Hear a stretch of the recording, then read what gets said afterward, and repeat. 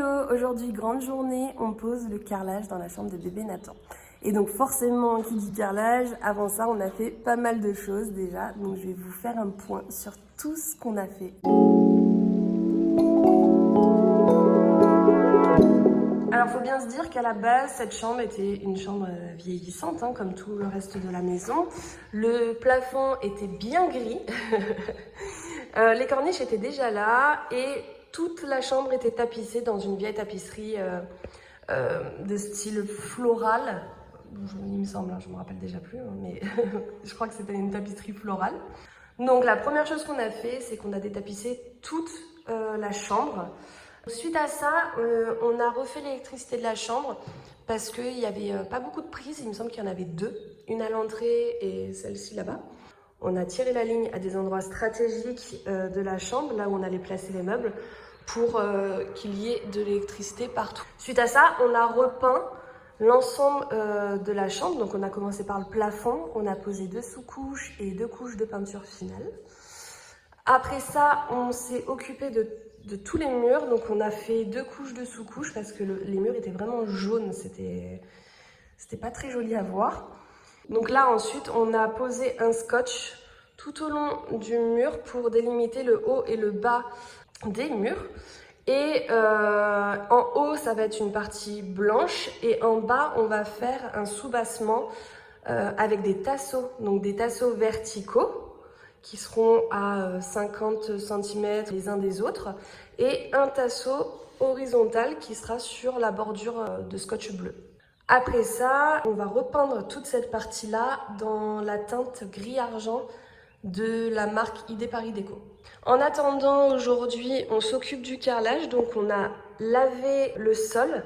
On dirait pas, hein, mais il est propre. On l'a lavé avec une lessive à base de soude pour enlever toutes les aspérités du sol. On a gratté également toute la peinture qui était tombée sur le carrelage quand on a peint les murs et le plafond. Suite à ça, on a posé une primaire d'accroche sur le carrelage qui est la première étape en fait pour poser son carrelage. Donc il faut patienter encore 1 heure. Une fois que ce sera bon, on va pouvoir commencer à poser les plaques.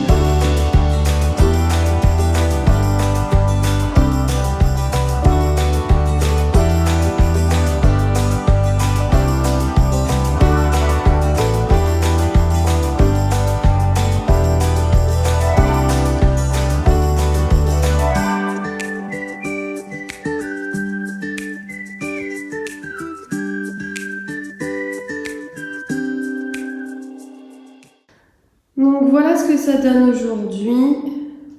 Tous les carreaux sont faits, donc sauf ces découpes là. La chambre a été rapide à carreler. En fait, en 1 journée et demie c'était fait, mais les découpes là, ça nous prend une bonne journée supplémentaire entre celle-ci et celle-ci du coup.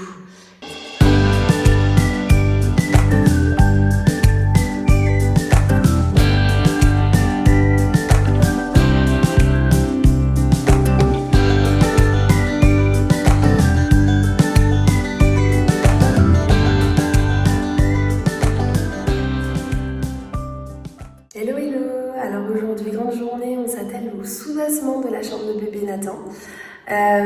Donc la première étape, couper les plinthes et les mettre en place pour ensuite avoir la bonne hauteur pour mes tasseaux. Donc je vous amène avec moi pour couper tout ce bois. Donc là, ce que je fais, c'est que j'ai pris la mesure du contour de porte. Ça va être mon départ. Parce que si je commence pas par la porte, derrière je vais être bloquée au niveau de mes mesures pour les espacements entre chacun de mes tasseaux sur le mur, donc du soubassement. Donc là j'ai pris le contour, j'ai pris la mesure du contour de porte que j'ai reporté sur ma planche, sur mon tasseau. Je vais couper à la scie à onglet ce pan là, le reste je le ferai plus tard parce que c'est pas important, la porte est contre le mur, donc finalement j'ai vraiment besoin que du point de départ. Je coupe cette planche et ensuite je la plaque sur le mur. Je la mets déjà en place, hein. Je la peindrai plus tard. Et ensuite à partir de là je vais pouvoir calculer bien mes espacements, etc. Sachant que avant même de mettre en place tout mon... Enfin de couper et de mettre en place tout mon soubassement, ce que je vais faire c'est que je vais d'abord mettre en place mes plinthes pour bien avoir la bonne hauteur pour les découpes de mes tasseaux. C'est parti! Donc voilà, donc l'avantage de cette scie à onglet, donc c'est une Metabo KGS 216, un radar qui marque exactement là où ça va couper. Alors attention, quasiment, hein, c'est-à-dire que le radar va noter là où ça va couper, sachant que la lame, étant donné qu'elle a une certaine épaisseur, elle va couper un peu plus. Donc c'est-à-dire qu'il faut bien mettre en place le radar à, on va dire là, 1 mm de l'endroit où il faut couper pour que ça prenne en compte cette petite marge.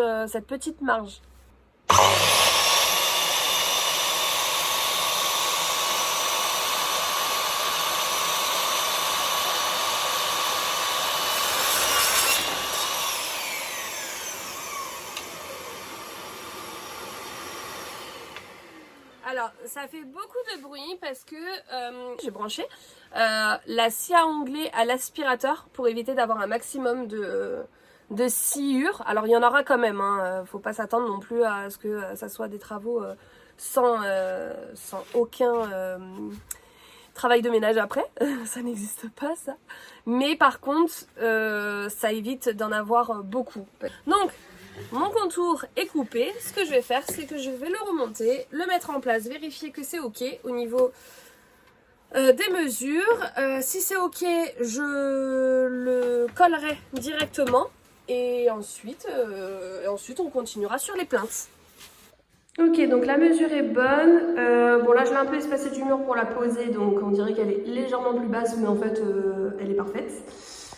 Du coup, je vais la coller et dans la foulée, je vais m'atteler à faire toutes les plinthes de la chambre. Donc là, je vais mettre en place mon pistolet à colle. Donc c'est un pistolet à piston. Ça fonctionne comme ça. En gros, il y a un piston ici qui va ici, là, qui va pousser pour faire sortir la colle qui se trouve ici. Donc la première chose à faire, vu qu'elle est neuve, c'est qu'il faut couper l'embout sans couper le pas de vis surtout. Donc pour ça, on prend un cutter.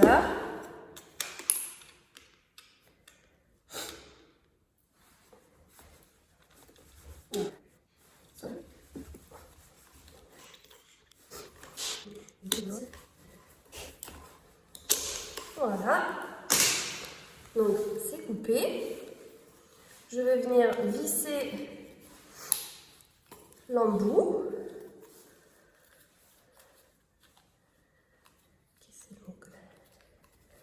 Tac, voilà. Donc le bouchon, on va pouvoir l'enlever, mais je le ferai après. Et je vais mettre en place. Donc là, première chose, c'est qu'il faut bien tirer le piston en arrière. Pour ça, on pousse sur cette partie-là et on tire le piston en arrière. Il est devant, on ne peut pas tirer en arrière tant qu'on n'appuie pas sur ça. On le met en arrière, on met en place la colle, voilà. Et ce qu'on va faire, c'est qu'on va pomper pour faire avancer le piston sur le pistolet. Une fois qu'on est prêt, on enlève le bouchon. Et pareil, hop, on va pouvoir pomper et en fait, donc avec ça, la poignée, la colle, on va la voir s'avancer dans l'embout. Et dès qu'on veut que la colle arrête d'avancer, un petit coup, comme on a vu tout à l'heure, sur l'arrière. J'aurais pu aussi, en fait, couper plus largement là en biais mon embout pour positionner un peu plus de colle à la fois, parce que là, ça fait un peu léger quand même. Donc, je pense que je vais finir celui-ci comme ça. Après, je vais tirer un peu plus. Enfin, je vais couper un peu plus mon embout.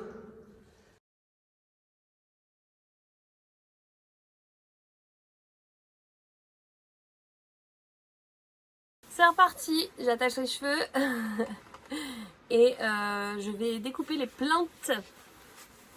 Là, pour cette découpe-là, il va avoir une particularité, c'est que j'ai un angle à faire.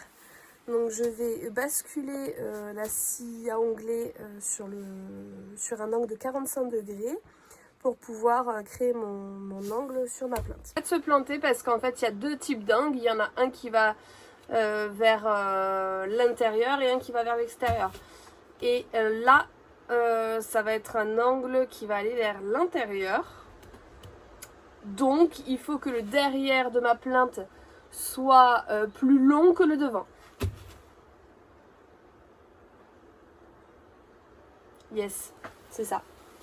Ok, donc là je suis à 45 degrés et je vais découper.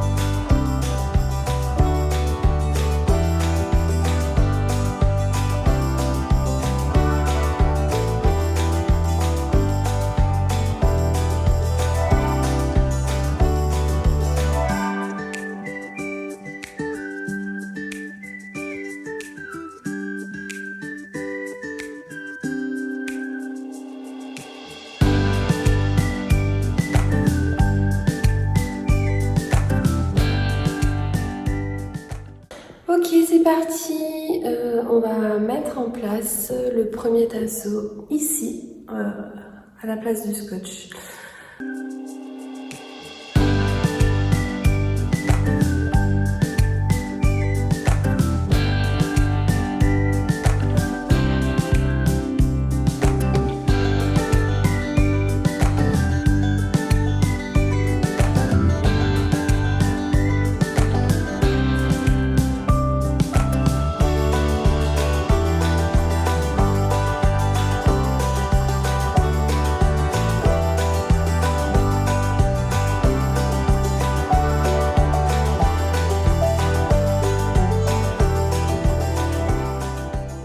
Hello hello.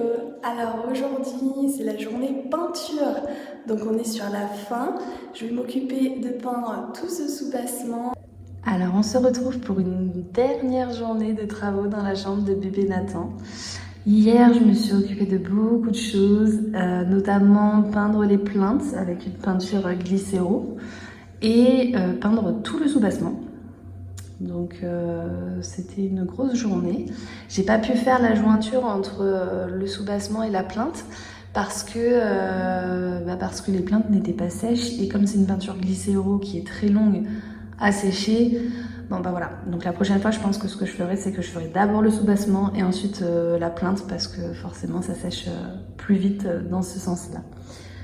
Donc là aujourd'hui, ce que je vais m'occuper de faire, c'est tout simplement de coller du scotch partout, donc sur la plinthe, pour ensuite pouvoir terminer le bas de la première couche du soubassement, puis faire la seconde couche du soubassement, parce qu'on voit qu'il y a des petits endroits où il manque encore un peu de peinture, donc voilà, donc ça va être assez rapide quand même. Et puis après on mettra les prises, on fera un gros ménage et la chambre sera terminée. Tadam! La chambre est terminée. Alors je vous ai passé les étapes de ménage et d'aménagement parce que c'était pas forcément top à filmer. En plus, on bouge beaucoup, donc il n'y avait pas trop d'intérêt. Mais du coup, je vous montre la chambre terminée, ou quasiment terminée, on va dire. Il nous reste encore des petites choses à faire. On a un chat qui dort là-bas. Elle s'est déjà appropriée la chambre, elle aussi.